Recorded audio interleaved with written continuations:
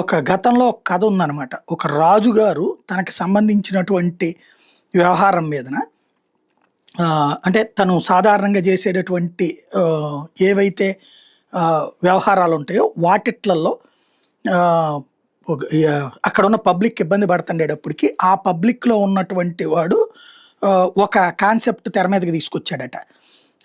ఏంటయ్యా అంటే నేనెళ్ళి తపస్సు చేసుకుంటానని అడవుల్లోకెళ్ళి తపస్సు చేసుకున్నట్ట. ఆ తపస్సు చేసుకున్నటువంటి సందర్భంలో తను అడిగినటువంటి పాయింట్ అదే అక్కడ దేవుడు ప్రత్యక్షమైతే దేవుడితో సరిగ్గా పరిహాసాలాడాడట. దేవుడు నువ్వెక్కడ అడుగు పెడితే అక్కడ ఒక 100 అడుగుల గొయ్య పడిపోతుంది.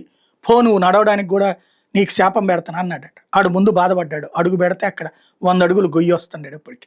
అయితే ఆ తర్వాతన దాన్ని ఎలా మలుచుకోవాలని ఆలోచించి, ఏ రాజ్యంలోనైతే నీళ్లు గూడా లేక ఇబ్బంది పడుతుంటారో, ఈ బావులు తవ్వడానికి ఇబ్బంది పడుతుంటారో, ఆ రాజుకి ఒక కబురు పంపించాడట.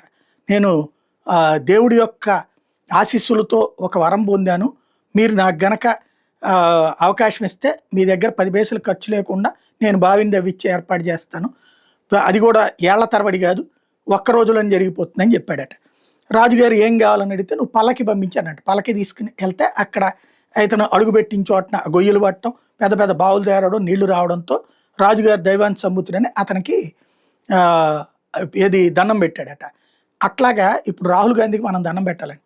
ఆయన ఏదైతే నెగిటివ్ అంటాడో అది మనకు పాజిటివ్ అవుతుంది. డెత్ ఎకానమీ అన్నటువంటి కాన్సెప్టు తీసుకొచ్చినటువంటిది ఏదైతే మనకి కామెంట్ చేసుకొచ్చాడు, ఆ కామెంట్ తర్వాత వచ్చినటువంటిది విచిత్రమైనటువంటి పరిస్థితి ఏంటంటే, మనకి నిన్న ఏదైతే ఈ నవరాత్రి ఉత్సవాలు జరిగినాయి కదా, విపరీతంగా కార్ల కొనుగోలు జరిగింది, విపరీతమైనటువంటి సేల్స్ జరిగినాయి. ఒక దేశంలో హయ్యెస్ట్ కాస్ట్లీ ఏదైతే మెర్సిడెస్ బెంజ్ ఉందో అది ఒక కారు 6 నిమిషాలకు ఒక కారు చొప్పున అమ్ముడుపోయిందట. ఆ స్థాయిలో భారతదేశంలో నడుస్తున్నటువంటి పరిస్థితి. దాన్ని ఇప్పుడు గుర్తు చేసుకుంటున్నారు ప్రతి ఒక్కళ్ళు కూడా. శాపం అంటే ఆయన ఏదంటే అది రివర్సల్ అవుతుందన్నమాట ఇండియాకి.